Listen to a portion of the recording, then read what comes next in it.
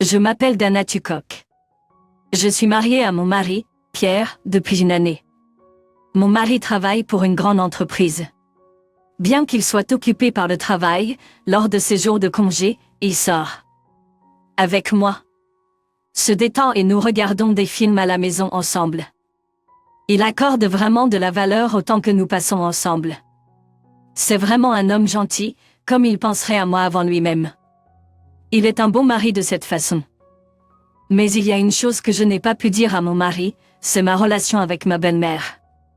Ma belle-mère accorde une grande importance à l'éducation. Grâce à elle, mon mari a obtenu son diplôme d'une université bien connue et travaille maintenant pour une grande entreprise. Pour ses parents, en particulier sa mère Lo, Pierre était un fils fier. Elle aimait Pierre tellement qu'elle voulait vivre aussi près que possible de son fils et vit maintenant à seulement une station de métro de lui. Pour embêter, sa belle-fille. Mon mari et moi sortions ensemble depuis 2 ans avant de nous marier. J'ai visité la maison de mon mari pour la première fois lorsque nous sommes allés leur dire que nous allions nous marier. J'y étais très nerveuse. Comment pourrais-je leur faire ressentir que j'étais la bonne femme pour lui? La veille, je ne pouvais pas dormir. J'ai parlé jusqu'à tard dans la nuit avec ma mère. Maman, que devrais-je faire?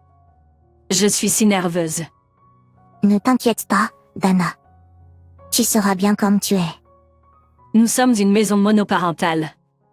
Je n'ai aucun souvenir de mon père. Même si nous sommes une maison monoparentale, ma mère m'a soutenue autant que possible tout en travaillant de l'aube crépuscule tous les jours. Quand je lui ai dit que je me mariais, elle a versé des larmes de joie. J'ai pleuré quand je l'ai vue pleurer. Maman, que devrais-je porter? J'ai sorti tous les vêtements de mon placard, les ai montrés à ma mère et en ai discuté avec elle. Ma mère me regarde si heureuse. Ce choix est bon, n'est-ce pas? Ça à elle. Air bien rangé et propre. Oui, c'est un bon choix. Il est important de se sentir à l'aise et confiant dans ce que vous portez. Ma mère a également dit que puisque je rencontrerai ses parents pour la première fois, je devrais apporter un souvenir. Et donc elle m'a donné un gâteau à apporter. Je vais porter la tenue blanche soignée que ma mère avait choisie pour moi. Et avec le gâteau que j'ai apporté comme cadeau, je suis allée chez les parents de mon mari pour leur dire bonjour. Alors que nous y allions, je disais à mon mari, je suis nerveuse. Il m'a rassuré, ne t'en fais pas, je suis là avec toi. Je te présenterai à mes parents, et tout ira bien. Il m'a donné confiance. Et puis, les parents de mon mari nous ont également accueillis chaleureusement. Ravie de vous rencontrer, je m'appelle Dana. Parce que j'étais tellement nerveuse, je les ai salués fort à la porte.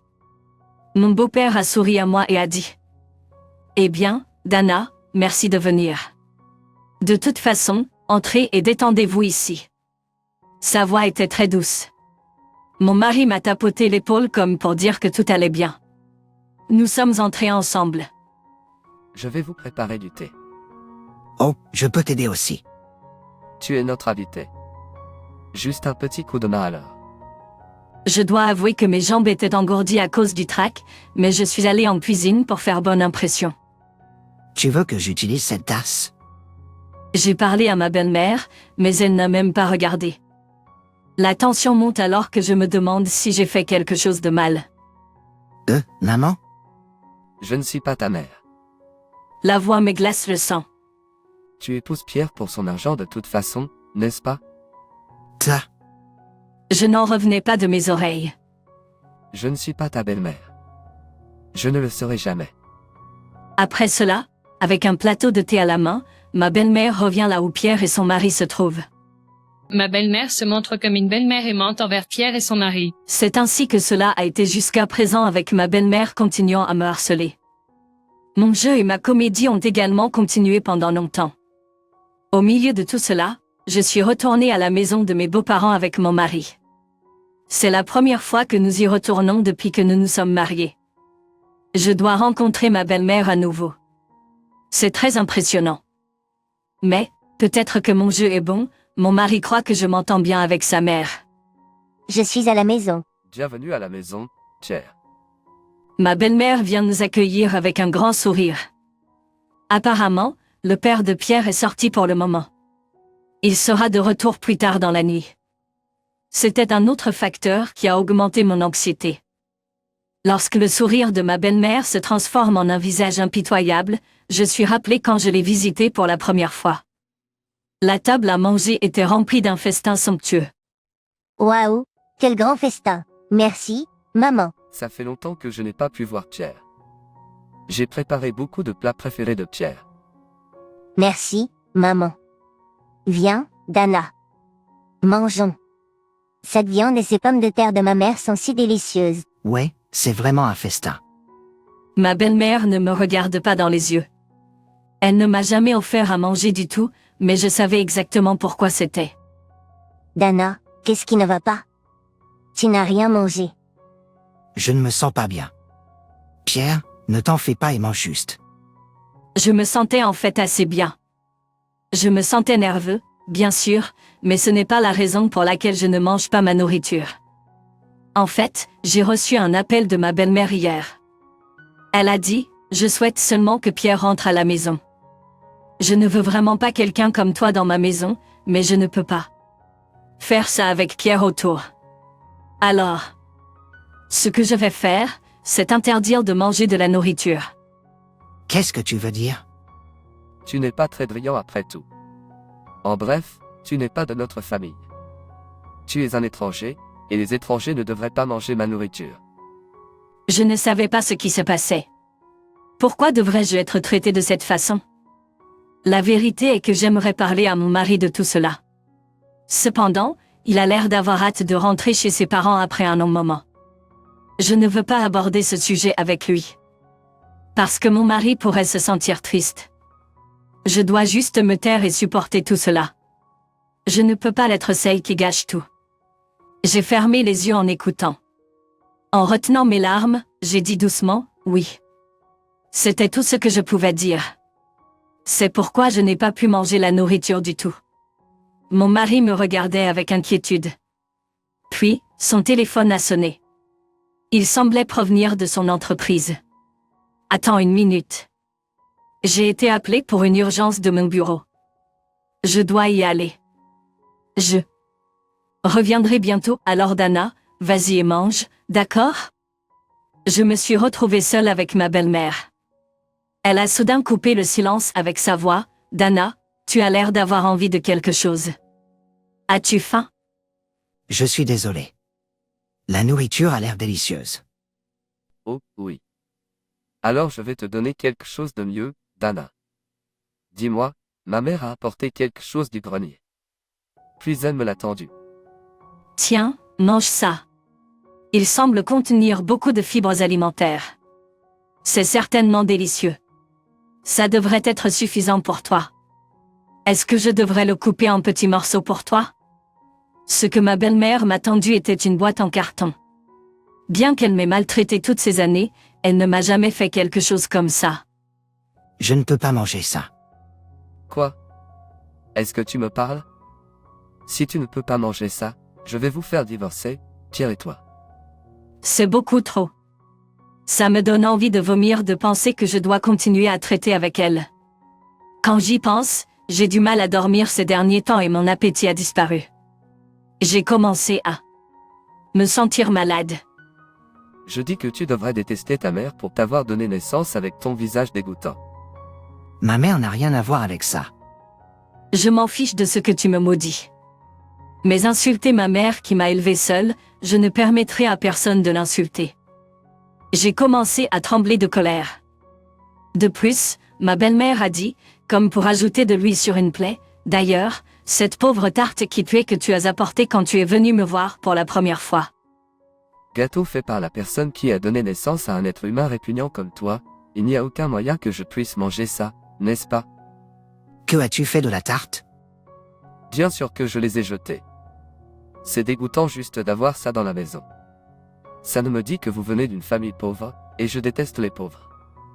Quand j'ai pensé à ma mère, qui s'est levée tôt le matin et a travaillé dur pour faire la tarte, je n'ai pas pu en supporter davantage. Mais il n'y avait rien que je puisse faire à ce sujet. Là, Frustration d'avoir ma mère insultée, la frustration de ne pas pouvoir faire quoi que ce soit, je suppose que c'est pour ça que je n'étais pas calme. Le moment suivant, j'ai mis la boîte en carton dans ma bouche avec toute ma force. Et Dana, tu es vraiment en train de manger ça? Tu m'as même surprise. Bien qu'elle m'ait dit de manger, elle ne pensait pas que je mangerais vraiment. Et en considérant le fait que Pierre pourrait rentrer à la maison à tout moment, elle était probablement inquiète s'il nous voyait comme ça. J'ai ignoré, j'ai continué à mâcher la boîte en carton en pleurant. Je suis à la maison. Entendant cette voix, elle est devenue pâle.